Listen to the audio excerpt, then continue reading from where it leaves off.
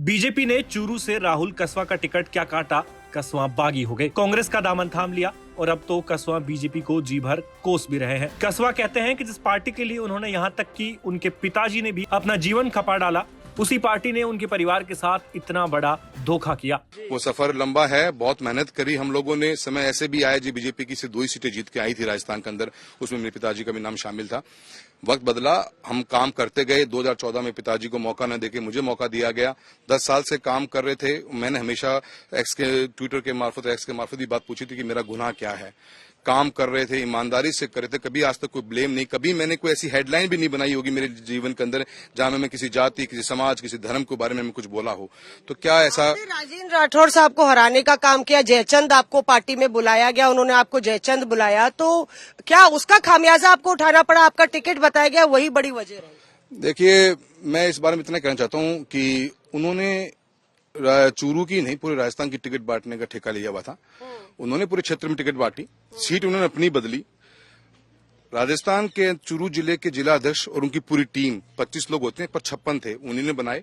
उन्होंने मुझे तो कभी बुलाया तक भी नहीं। और जब चुनाव लड़ खुद रहे हैं, सीट खुद बदल रहे हैं, बंटवा खुद रहे हैं और इल्जाम किसी और पर, ये कैसे आप कर सकते हो? राजस्थान में बीजेपी ने 25 लोकसभा सीटों में से 15 सीटों पर अपने उम्मीदवारों की घोषणा कर दी है। बाकी की सीटों पर भी उम्मीदवारों के नाम का ऐलान होने वाला है। लेकिन जिन नेताओं को टिकट मिला, उसके बाद सबसे ज्यादा चर्चा उस नेता की है जिसका टिकट बीजेपी ने काट दिया। राहुल कसवा के टिकट कटने को राजेंद्र राठौड़ से उनकी अदावत को जोड़कर देखा जा रहा है। खैर, अब राहुल कसवा बीजेपी छोड़कर कांग्रेस का हाथ थाम चुके हैं और सोनिया, राहुल और कांग्रेस पार्टी का गुणगान कर रहे हैं। कांग्रेस अगर चूरू से राहुल कसवा को मैदान में उतारती है तो उनका सीधा मुकाबला बीजेपी के देवेंद्र झाझड़िया से होगा। 2008 में जब तारनगर में जीते थे राजेंद्र जी, उस समय मेरे पिताजी का चूरू से डायरेक्ट रोड जाती तारनगर की, पर कभी डायरेक्ट नहीं जाया करते थे। वो चूरू से आते थे राजगढ़, पिताजी को गाड़ी में उठाते थे और फिर जाया करते थे तारनगर। लोगों के इमोशन थे और खुद को मंथन करना चाहिए कि कांग्रेस के सिटिंग विधायक के द्वारा वहां पे कनाल सिस्टम को अपनाया गया। बहुत बड़ी मेहनत हुई और उन्होंने काम किया था। पब्लिक का रेस था और पब्लिक ने इलेक्शन लड़ा था।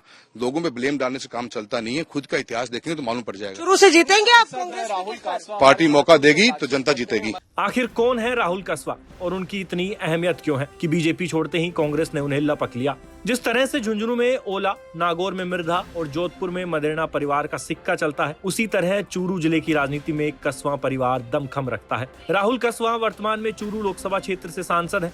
उन्होंने साल 2014 और 2019 में लगातार 2 बार बीजेपी के टिकट पर लोकसभा चुनाव जीता। साल 2014 में वो सबसे कम उम्र के सांसद बने थे। राहुल कसवा के पिता राम सिंह कसवा भी 4 बार विधायक और 1 बार सांसद रह चुके हैं। यही नहीं, उनके दादा दीपचंद कसवा भी लोकसभा सांसद रहे हैं।